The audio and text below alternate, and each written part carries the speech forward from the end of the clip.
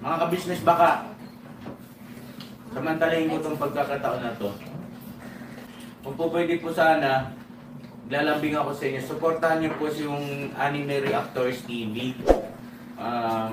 Solid ka business po yan. Tapos ano po kasi siya, bedridden na po, mga ka-business. So sa pamamagitan ng pagbablog, awa ng Diyos nga, na-monetize na siya. Nagkakaroon siya ng kaunting revenue.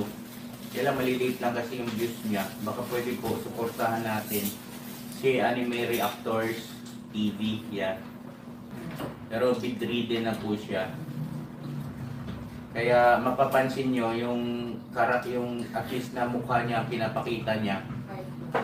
Cartoon character. Supportahan po natin yan, Anime Reactors TV.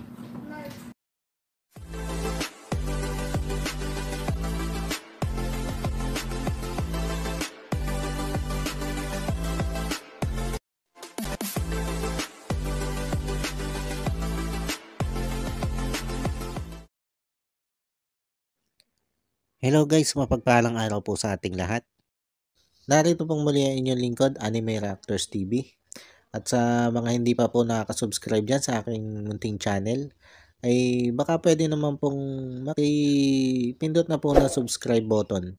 At makilike and share na rin po ng aking mga video. At patuloy din po natin suportahan ang Mag-amang Ka-Business Official at Papa Dins TV.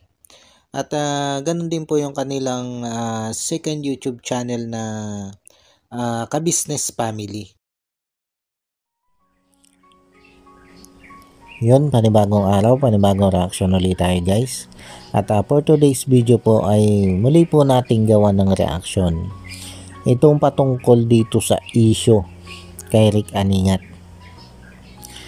At kahapon nga po ay nag-live itong sila Ka-Business para ihayag nila ang lahat ng kanilang saloobin dito sa kabalbalang ginawa sa kanila nitong si Rick Aningat, na sa kabila nga ng napakaganda nilang pakikisama dito kay Rick Aningat ay nagawa pa nito na sila'y sirain. Doon sa unang upload ni Ka-Business, inakala natin guys doon na isang sponsor lang ang nakontak nitong si Rick Aningat para siraan itong sila Ka-Business. Pero after nilang may upload, itong nauna na nilang pagpapahayag ng kanilang saloobin sa ginawang katarantaduhan nito si Rick Aningat, na kung saan nga po yung nagawa na rin natin ito na reaction, ay dito na naglabasan yung iba pang mga sponsor at subscriber nitong si Ka-Business na ginapang din pala nitong si Rick Aningat, na tinangka din nitong si Rick Aningat na sirain itong si Ka-Business sa mga ito. O kita mo yan Rick, kung gaano ka kawalang. Tapos pati ako, gusto mong i-condition ang isip ko para paboran ka. Alam nyo guys, sa mga pangyayaring ito ay lumalabas na hindi lang pala isang sponsor ang kinontak nitong si Rick Aningat para siraan sila Ka-Business, kundi maraming sponsor ni Ka-Business ang kanyang ginapang. Ganito po kawalang hiya itong si Rick Aningat. At sa katunayan niya po, pati ako kahapon ay i-message din itong si Rick Aningat. Hindi ko na lang sasabihin dito kung ano yung buong conversation namin nitong si Rick Aningat. Pero dito sa message niya sa akin ay kinukumbinsi niya ako na maging fair ako doon sa gagawin kong reaction video about sa kanya. Alam mo Rick, fair naman ako sa ginagawa ko reaction video. Kaya nga lang ay hindi ito pumabor sa'yo. Dahil ako ay nadoon ako sa side na kung ano yung totoo. Tapos ito po mga Ka-Business, ang sinasabi niya sa akin dito ay yung patungkol dun sa issue nila ng mga kagwang na minura nga daw siya ng kanyang mga inaanak na kagwang. Kumbaga nabastusan siya doon sa mga mensahe sa kanya nitong mga kagwang. Dahil minura na nga daw siya, ay binabantaan pa daw siya. Pero, yung ginawa niyang paninira dito kay Laka Business ay hindi niya inilinaw yan sa akin. Ang iginigiit lang niya ditong issue ay yung patungkol doon sa naging message sa kanya o sa voice message sa kanya ng mga kagwang na pinagmumura nga daw siya at pinagbantaan. At ang message niya sa akin ito ay minabuti kong ipasa dito kay Ka-Business para maging fair naman ako dito kay Ka-Business. Dahil sa tingin ko, kung totoo ito sinasabi ni Rick Aningat na ito, ay wala namang masama na malaman nila Ka-Business kung ano yung mga pinagsasasabi niya. Dito guys, kung pakikinggan lang natin ay itong side ni Rick Aningat, ay masasabi nating grabe naman ang mga kagwang. Bakit nila nagawa ito sa kanilang ninong? Na kahit ano pa man na mangyari, ninong pa rin nila ito. Kumbaga, ito yung unang papasok sa ating isipan. Kaya lang, nung malaman ko ang buong pangyayari, ang lahat ng ginawang kabalbalan nitong si Rick Aningat, ay maliman kung sa mali ang ginawa nitong mga kagwang dahil ninong nila ito, ay hindi din natin masisisi yung mga kagwang doon sa ginawa nilang pagmumura dito kay Rick Aningat, dito sa kanilang ninong sa kasal. Oo, kung tutuusin, mali naman talaga na murahin mo yung ninong mo. Pero sabi ko nga, sa isang banda ay mauunawaan natin ang ginawang ito ng mga kagwang. Bagamat mali guys bagamat mali. Pero ganun talaga nasaktan sila Nasaktan sila sa ginawa ng kanilang ninong na ito. Na tila ba initsapwera na rin nitong si Rick Aningat ang kanyang pagiging ninong dito sa mga kagwang. Dahil dito sa ginawa niyang ito. Dahil hindi lang naman ito sila Ka-Business ang siniraan nito si Rick Aningat. Pati itong kanyang mga inaanak. Sinabihan din niya itong mga ito na mga plastic sa ibang tao. Kumbaga, ang unang nambastos dito ay hindi ang mga kagwang. At nadala na lang itong mga kagwang dito nga sa kabastosang ginawa nitong si Rick Aningat. Kaya naman dahil sa bugso ng damdamin nila, sa bugso ng galit nila, ng inis nila dito sa kanilang itinuturing na pangalawang ama na si Rick Aningat, ay eto, nakalimutan na nilang rumispeto dito kay Rick Aningat bilang ninong nila. Nasaktan sila nabigla sila sa mga ginawang katarantaduhan nito si Rick Aningat laban sa kanila, lalo na nga dito kay Ka-Business. Alam naman natin guys kung gaano ka-loyal itong mga kagwang dito kay Ka-Business. Kaya kung ano man ang marinig ng mga yan na masakit patungkol dito kay Ka-Business na itinuturing na nga nilang magulang, ay sigurado 100% yan guys, aalma at aalma yan. Hindi magpapasawalang bahala na lang yung mga yan. Ipagtatanggol at ipagtatanggol niya mga yan ito si Ka-Business. Dahil ang turing nila dito kay Ka-Business ay isang magulang na, isang tatay, at ikaw bilang isang anak, kung binabastos na ang iyong tatay, ay ano bang gagawin mo? Diba? Ipagtatanggol mo din ang iyong tatay sa nambabastos sa kanya kahit pa yung ninong mo. At ito yung nangyari sa mga kagwang. Ito yung sinasabi ni Rick Aningat na binastos daw siya ng kanyang mga inaanak. Ay paano hindi ka babastusin? ay kabastos-bastos ka naman talaga. Kung ayaw mo mabastos ka, ay ilagay mo yung sarili mo sa tama. Huwag kang gumawa ng ikababastos mo. Tapos pag nabastos kang ganyan, aping-apik ako, no? Sabi ko naman sa iyo kahapon, di ba? Na ang pangalawang magiging reaction video ko sa iyo ay magiging depende sa kung ano ang mapapag-usapan nyo ni ka-business kung sakasakaling pupunta ka dun sa kanila. Kung papabor ba sa iyo o hindi, ito magiging reaction video kong ito. Kaya nga ang payo ko sa iyo kahapon pumunta ka dun kailan ka-business. Humingi ka ng dispensa. Kausapin mo sila. At kung tutuusin, ay ikaw lang naman ang iniintay nila ka-business doon para magpaliwanag doon sa mga ginawa mong kabalbalan.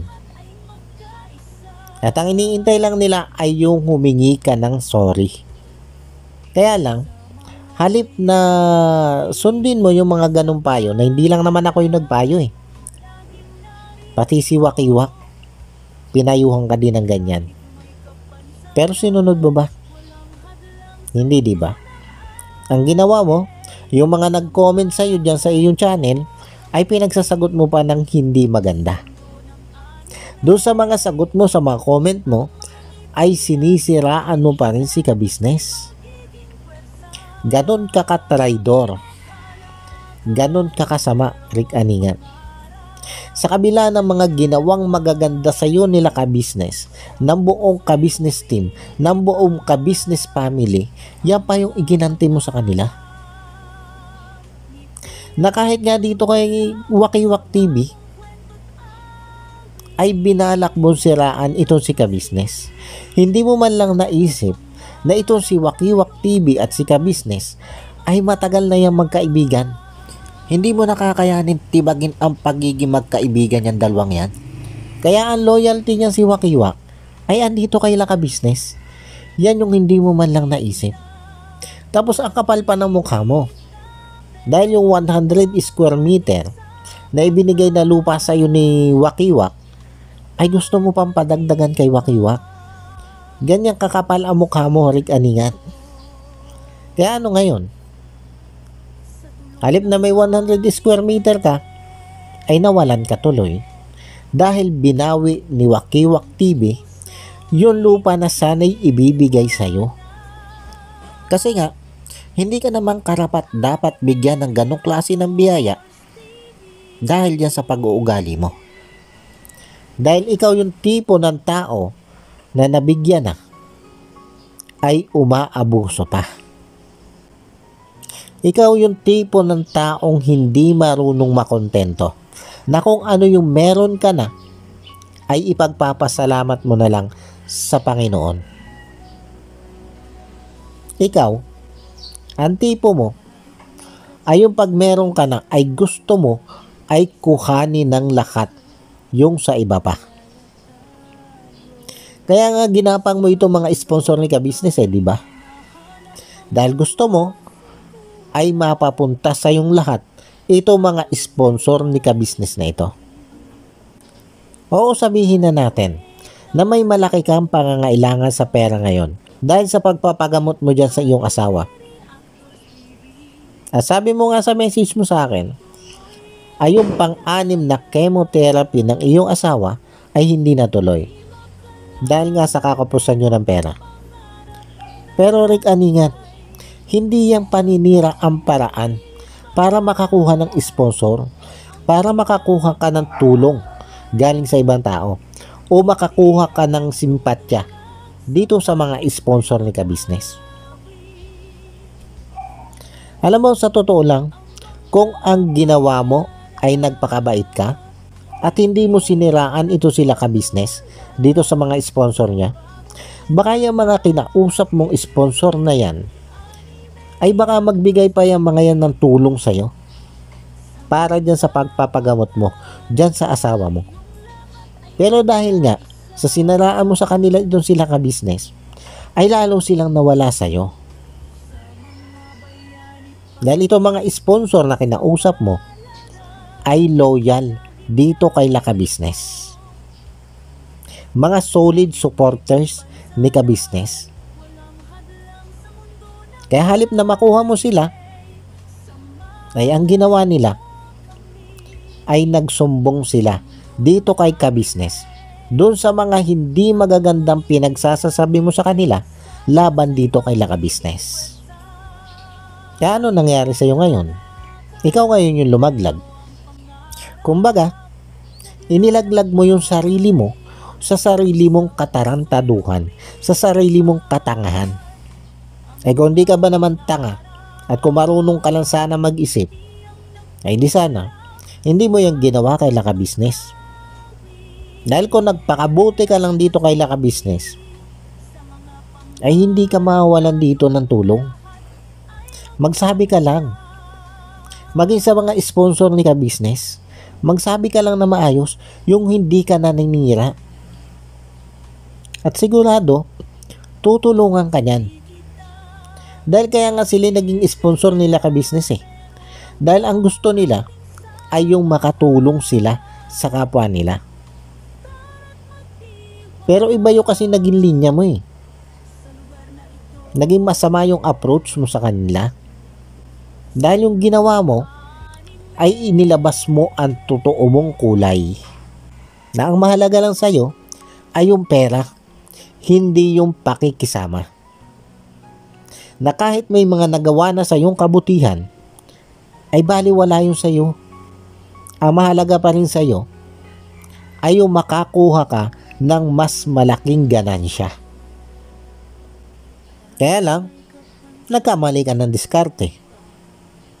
Dahil halip nga makuha mo ito mga sponsor na ginapang mo, ay hindi. Lumaglag ka tuloy. At ibinuking nila kay Ka Business ang mga katarantaduhan mo. Kaya doon sa sinasabi mo na binastos ka ng mga inaanak mong kagwang, huwag ka maginanakit doon. Deserve mo yun. Bagamat mali para sa akin na minura ka ng mga kagwang dahil ninong ka pa rin nila, pero dahil sa ginawa mong kawalangyaan ay masasabi kong deserve mo yan. Sabi nga ni Ka Business, namnamin mo yung mga sinabi sa'yo ng inaanak mo. Baka dyan sa paraang yan ay diyang kamatauhan.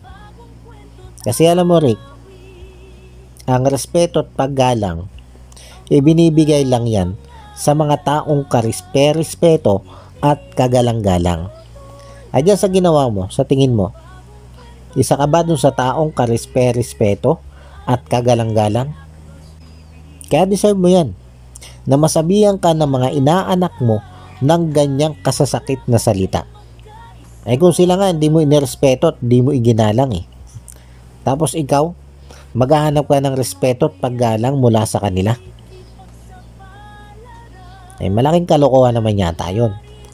Kung gusto mong irespeto ka ng kapwa mo, ay irespeto mo din sila. Dahil ang respeto nakadepende din yan sa tao.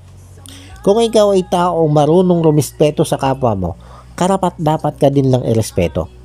Pero yung katulad mo Rick Aningat, na wala kang respeto sa kapwa mo, ay hindi ka din dapat irespeto. Kaya tandaan mo yan.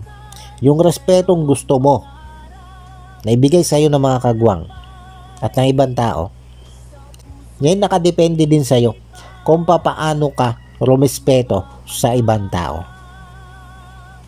Gets mo? Tulad na lang halimbawa nitong ginawa mo kay Bay at kay Ka Business. Si Bay susulsulan mo laban kay Ka Business. Tapos itong si Ka Business sinusulsulan mo naman laban kay Bay. Yan yung kakatarantadong tao rin. Kaya manalmin ka. At tanongin mo yung sarili mo sa salamin. Kung ikaw nga ba ay karapat dapat irespeto sa ginagawa mong yan. Dahil baka kahit yung sarili mo ay hindi mo kayang irespeto. Dahil nga dyan sa pinagagagawa mo.